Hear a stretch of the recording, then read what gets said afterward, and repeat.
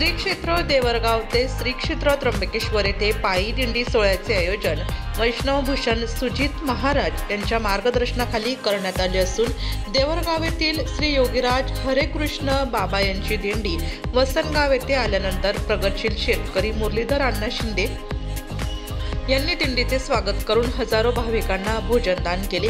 या दिंडी सोहळ्याविषयी सुजित महाराज यांनी अधिक माहिती दिली। तुमच्यापाशी त्यांना काय करतील, धाडून देतील श्री गुरूंना। जेवढे कोणी संत आज मोठ्या पदाला प्राप्त झाले, सिद्ध अवस्थेला ज्यांनी स्वानुभव घेतला, लक्षात घ्या, ते त्या महापुरुषांनी महाराज आधी परोपकार केला।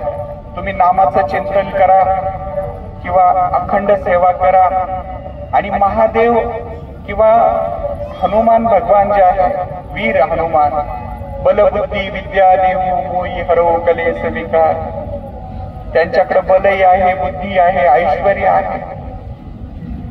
त्यांना शरण जा, त्यांची उपासना करा हनुमानाची। आणि महादेवाला काय करा, भोळ्या भावनेने जेवढं होता होईल तेवढं यथाशक्ती त्यांची उपासना करा। आणि मुंग्यांना जसं साखर टाकल्यावर महाराज मुंग्यांना बोलवावं लागत नाही, मुंग्या आपोआप येतात। लक्षात घ्या, मुंग्या आपोआप येतात। तसं महाराज तुमच्या जीवनात श्री गुरु आपोआप येतील। फक्त परोपकार रूपी साखर तुम्ही टाका। मी काय बोलतोय ध्यान देऊ नाही का, परोपकार रूपी साखर टाका। तुम्ही जर गुरुकडे जर गेले डायरेक्ट तर गडबड व्हायला बसते, गडबडी होऊ राहिले, गडबडी होऊ राहिले।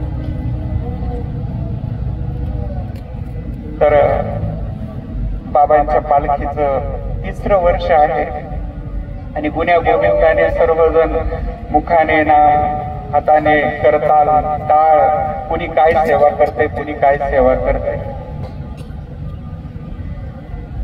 महाराज एक योगी एका योग्याकडे घेऊन चाललाय। एक योगी आहे आणि जिथं सर्व मनोकामना पूर्ण होता, मी आत्ताच बोललो, पूज्य देव की कोय सद्गुरु की पूजा की सबकी पूजा होय।